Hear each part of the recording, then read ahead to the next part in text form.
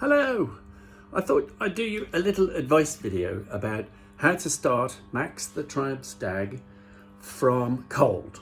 Now Triumph Stags have a manual choke, but there's nothing to be frightened of. It's all very simple. There's just a couple of little tricks to alert you to.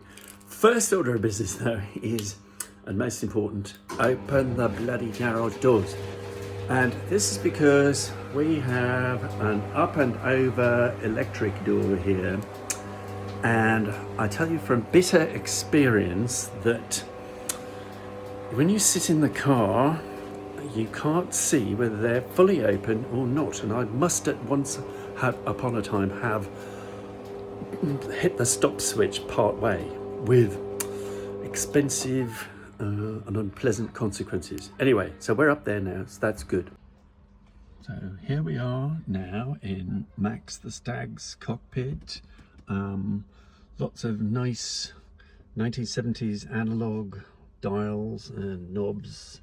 Lovely cockpit here. And the key thing that we're going to be dealing with is this one here. This is the choke. Now we'll get to that in a minute. It's got a fan symbol on it, God knows why, especially as the button that's above it is the heater blower motor that you think ought to have a fan on. Anyway, but we're not here to question that. That's the point, is that's the choke. We're not going to pull it out straight away because there's something to do before that. The first order of business that I do is put the key in the ignition and turn the ignition on to, you see all these things light up here. Turn it to, so we'll turn the radio off as well. And so that the point of that is that if you have good hearing, you could hear that the fuel pump in the boot has started to pump. It goes click, click, click, click, click, click, click to start off with, and then it gradually slows down and it pumps fuel up to the bowls of the carburetors in the engine, and it makes it just ready to go. Now the second thing is, I'm going to put, there's the accelerator down there. Press the accelerator down about a quarter of the way. This is again without cranking the engine. The reason for this is that the accelerator and the choke connection work together across the first part of their travel, and the pressing the accelerator down moves the choke over a little cam, so it's actually easier to pull out, and it's just easier on the mechanism if you do that. So this should now pull out really nice and easily, smoothly. There we go. Pull it right out. There we go. Fully out. Choke's fully out. Now, okay, so we're ready to roll. I'm just going to crank the engine. It should get very noisy in here very quickly. So here we go. And you'll see the little light is lit up here for the choke being on as well. So here we go. Ready? Whoa! And off she goes. Or he goes, since it's Max the Stag. I'll turn the radio off again.